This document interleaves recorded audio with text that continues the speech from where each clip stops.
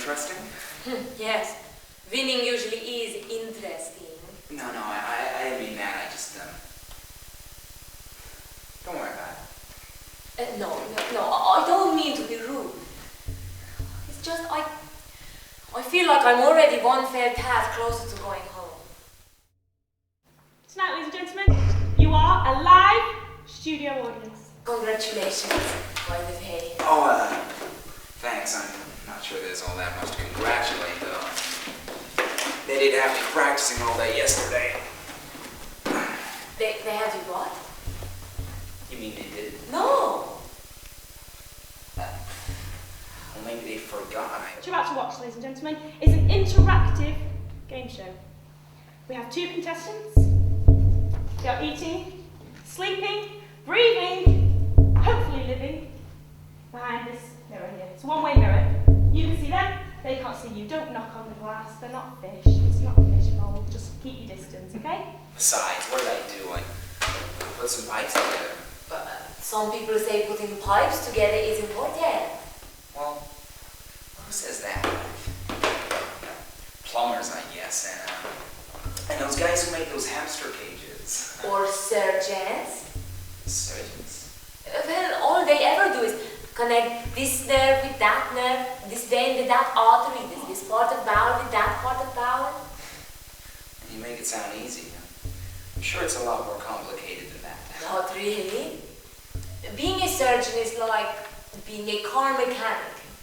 Except we have to do all the work with the engine still running. You're a surgeon? Hopefully someday soon. Things can often go wrong in a television studio, ladies and gentlemen. Lights can break, people can light fires. Don't laugh, there are psychos out there.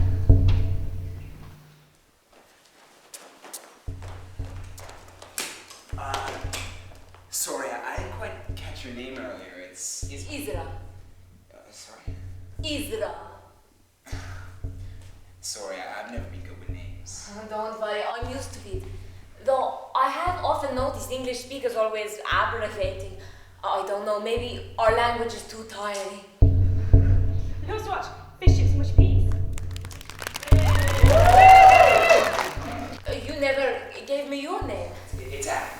Adam Gardner. Well, pleased to meet you, Adam. Adam Gardener. Well, I see you managed to say my name before that. Yes, but now I am exhausted.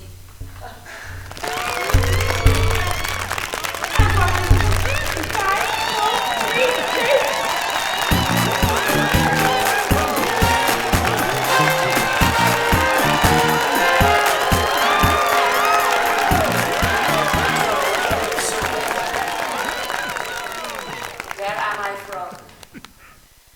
To be honest, I don't even know anymore. You move around a lot?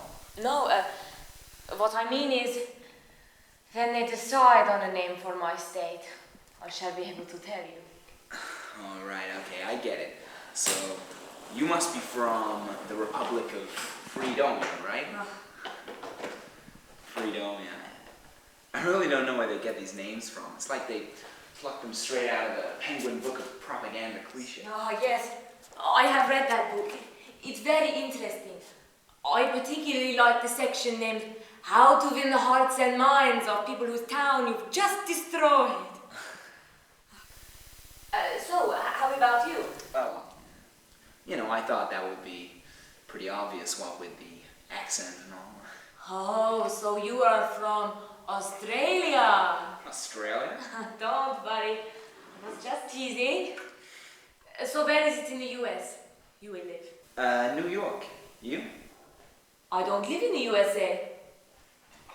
And tell me, what do you do for work? Oh, well, I'm sort of a journalist. Only sort of? Well, I'd say I'm a quarter journalist. And what sort of journalist is that, Quarter? Well, I write this weekly column in a local newspaper. It's called Hard Talk. And we discuss contemporary world affairs with a cutting edge. That's the official line, anyway. Sounds interesting. It's not. Although they do give me a whole 200 words to play with. Ah, so you are used to making each word valuable. Yeah, that's what I used to say. Back when I was young and ambitious. You know, these days I'm pretty happy if I just get 200 words of acceptable drivel out before the deadline. Try it? Yeah, sure, thanks. And so do you enjoy it? Not really. You? It's all I've ever wanted. That's great. Thanks. Is it? Well, yeah. There's not that many people who can claim that, you know. Yes. But it seems to be holding me back. Like, I feel like I'm chasing the white rabbit. From Alice in Wonderland, right? Yes, we get Disney too. It's just that my country is not the place to be a doctor right now. You're lucky enough if you can find a doctor with enough time to heal you. Never mind, teach you. It's like chasing this dream. Yeah, I suppose that's why you signed up for this then, right? It's part of the reason. Yeah, I guess I signed up for this just because... Oh, so what about the other 3/4? The part that isn't a journalist? Oh, well, I always wanted to be a writer. It didn't really work out, though. What happened? It's a long story. Well, we appear to have a long time. Okay. Well, I was living in London, had this great job working for Time Out, just living the dream, you know. Great job. Anyway, when I was living in London, I met this girl, and she inspired me to write this book I thought of. I married her and moved back to the States. Then my book got published. It didn't really take off, but the wife did, so... I've heard much longer stories. Yeah, I don't want to bore you. Oh, so why don't you write another? Because I don't want to bore anyone else. Too late! What was that? I don't know, maybe they're setting a camera or something.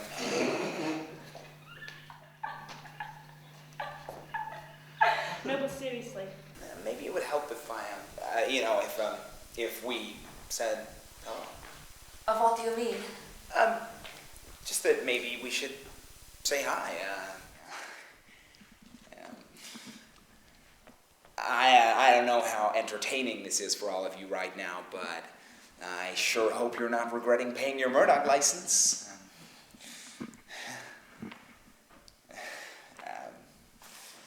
No response.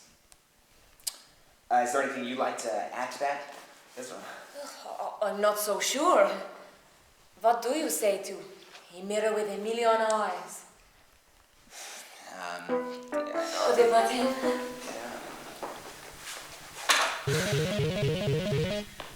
So you don't think we're being entertaining enough? Well, you know, entertainment's a tough game these days. People want more bang for their buck. They want more scenes, humor, and special effects. Above all, people want more reality. And this is not reality? Well, yeah, that's what they call it, but where is the reality in reality TV? I mean, okay, look at it this way. You get two strangers, right? And and you put them in this strange environment, and you give them strange tasks to do. You know, how real is that? How real is this? You know, but they expect us to entertain, because that's what this is all about. It's all about just getting enough viewers to watch the commercials.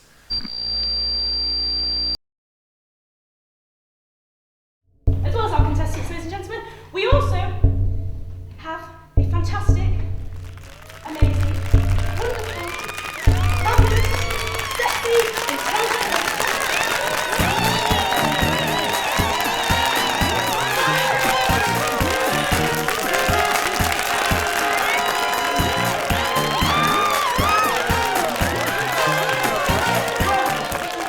Welcome to the UK's most popular daytime show. Thank goodness for internet home shopping, boredom, and what's left of the welfare state. I'll just be your host today. Host But enough about me. Let's welcome our two contestants today. Our friend from across the pond, Adam Gardner! And from the state formerly known as Iran, the lovely Isra Ali from Freedomia!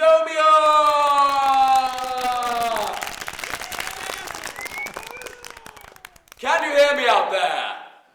Loud and clear, Houston. And how are you feeling today? Oh, wonderful. Not bad. Well, you know what you're doing, I assume, so grab your buzzers and let's get rolling! And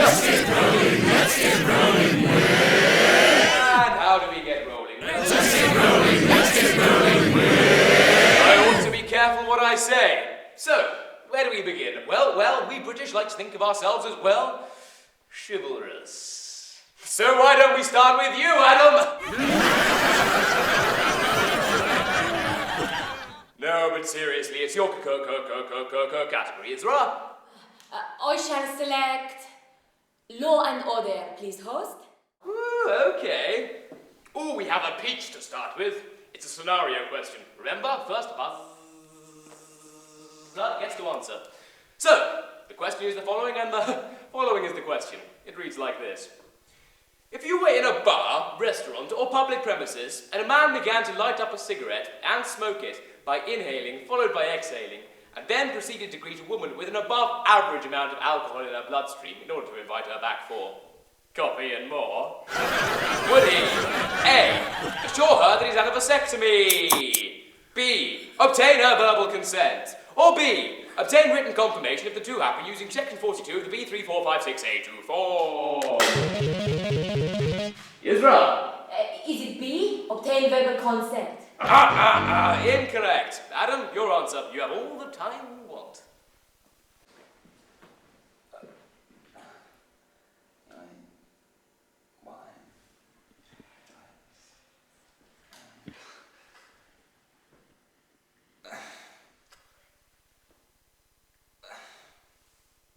Sometime today will be preferable, Adam. Is it C? Obtain the written confirmation, the two happen, the 42 form thing. Almost there, so I'll accept. Ding, ding, ding, ding, ding, ding, ding. Adam, your pick. I'll have pets and people.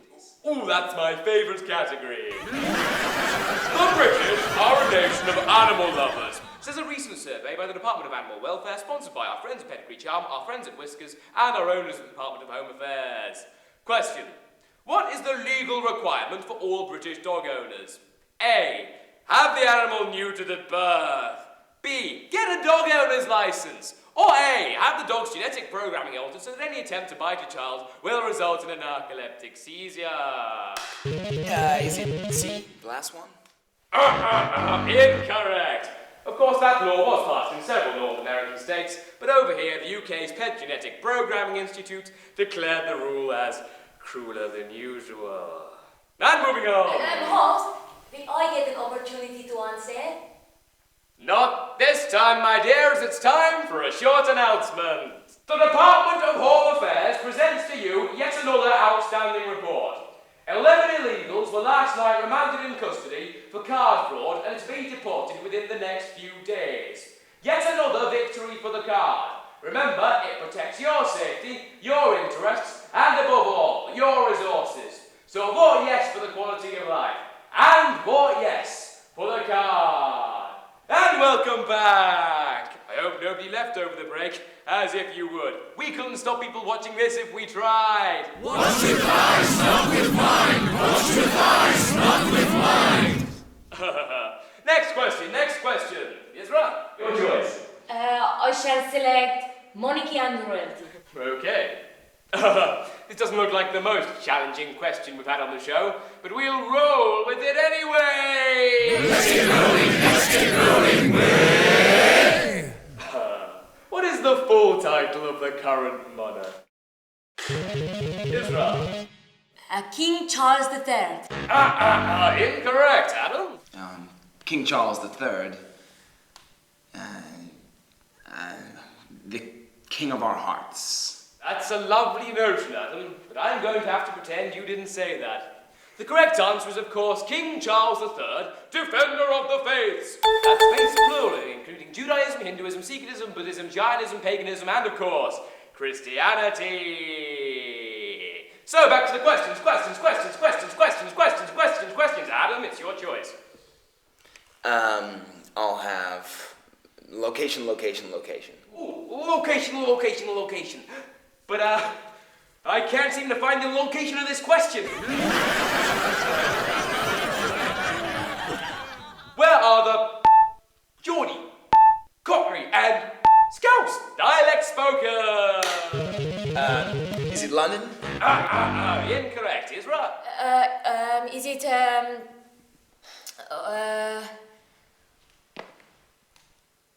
oh no, I don't know. Looks like both of you might need to be brushing up on your dialects. You never know where you might end up. London, Liverpool, Newcastle. London, Liverpool, Newcastle. Never know where you'll go. Never know where you'll go. Never know where you'll go. Next question. How much does it cost to buy a seat in the House of Lords? No, but seriously, what does MP stand for? Member of Parliament. Correct. And what should you dial for emergency services? Is it 101? True or false? Your employer can dismiss you for joining a trade union. False. Incorrect. True? Ding. What is the voltage of the UK electricity supply? 240 volts. What is the legal age of consent? 13 with protection, 14 without. Ding! Where does Father Christmas come from? Ding! What did you give up for Lent? Ding! Who was Jimmy Savile? Who was? What did? Where did? How did?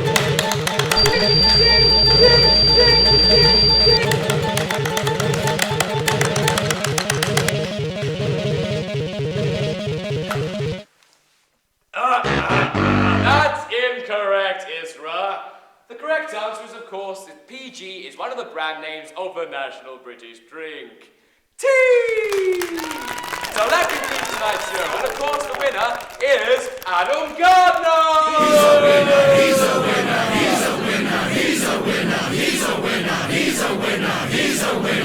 winner.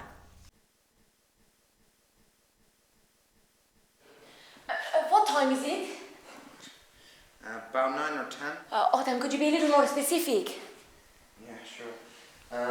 It's 5 to 10. Oh, okay. Makeup is done. Shoes and clothes, good. Okay, what else? It's got you so worked up. You look fine. There are 25 million people watching my every move through 42 cameras. Who knows what they're going to make us do? You look fine. Just take some deep breaths. We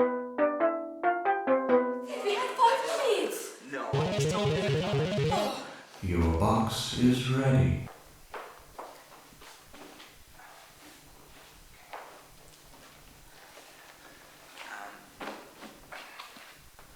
What does it say? Okay,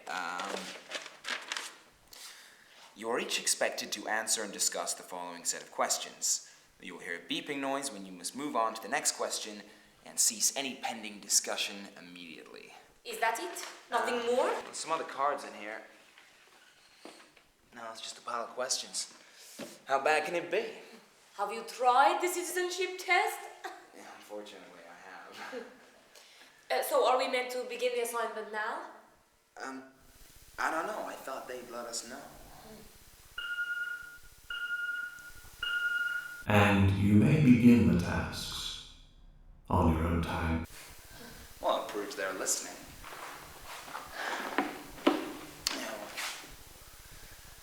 Hey, you know what I could really do with? A couple of cold beers. I'm not sure that is going to It's work. worth a try. A couple of cold beers. That'd be cool. A couple beers.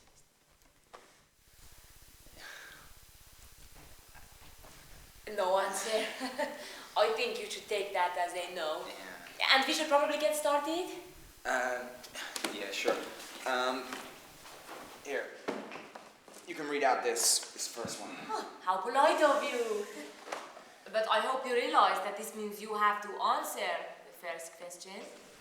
Yeah, I'm ready for it.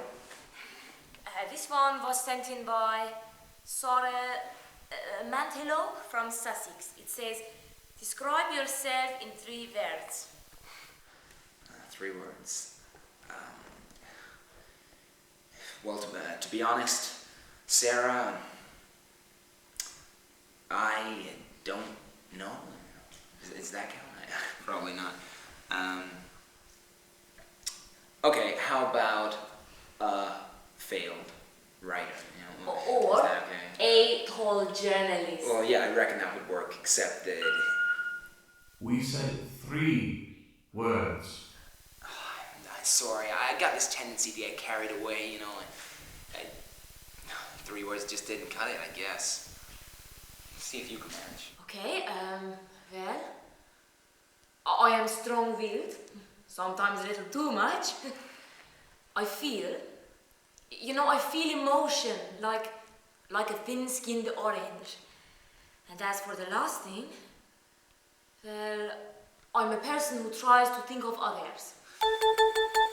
I'm sure that was more than 3 words. It was 3 points, and anyway, I seem to have got away with it. Yeah, I'll let this one slip.